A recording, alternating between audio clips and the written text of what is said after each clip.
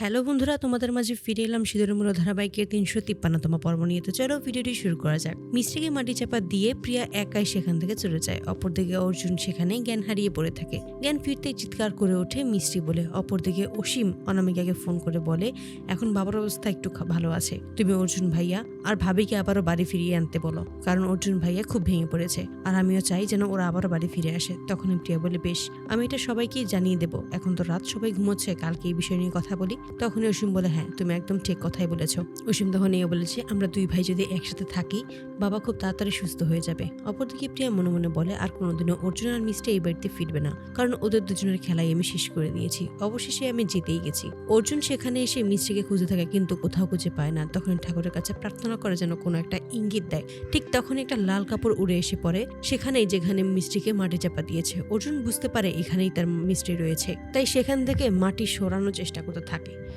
মাটি সরাতে এক পর্যায়ে মিষ্টিকে উদ্ধার করতে সক্ষম হয়। অর্জুন তখন বলে এই অনামিকার সত্যিটা কি, তুমি সেটা আমাকে এক্ষুনি বলে দেবে। তখনই মিষ্টি বলে শুধু সকালটা হতে দিন, আমি সকালটা অব্দি সময় চাই, তারপর সবাইকে সমস্ত সত্যিটা বলবো। তারপরেই দেখা যায় যে সকালবেলা প্রিয়ার পাশেই নন্দু শুয়ে আছে, এটা দেখতে পেয়ে প্রিয়া প্রচন্ড ভয় পেয়ে যায়। আর তখনই মিষ্টি ভয় দেখাতে থাকে এবং প্রিয়ার থেকে সমস্ত সত্যিটা বের করে আনে এবং সমস্ত কিছু রেকর্ড করে ফেলে। অপরদিকে যশোদা প্রিয়ার ঘরে আসতেই প্রিয়াকে বলে কি হয়েছে তোমার, তুমি এমন কেন করছো? প্রিয়া তখন বলে ভূত ভূত দেখেছি আমি।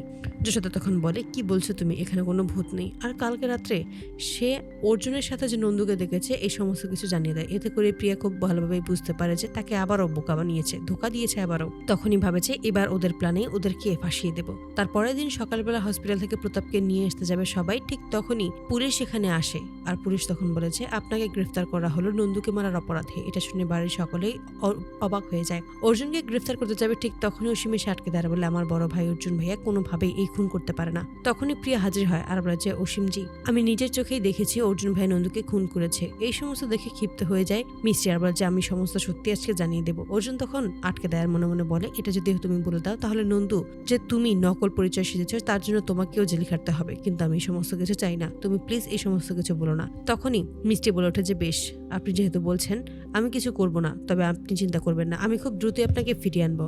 প্রতাপ তখন বলে মিষ্টি তো নন্দু, তাহলে এই সমস্ত কিছু অর্জুন কেন বলছে না, কেন চুপ করে আছে? কিন্তু আমি চুপ করে থাকবো না। এই বলে যখনই অর্জুনকে চিৎকার করে ডেকে ওঠে ঠিক তখনই অর্জুনকে নিয়ে পুলিশ সেখান থেকে চলে যায়। তো বন্ধুরা, তোমাদের কি মনে হয় এবার কি মিষ্টি পারবে সমস্ত কিছু প্রকাশ করে অর্জুনকে ছাড়িয়ে আনতে?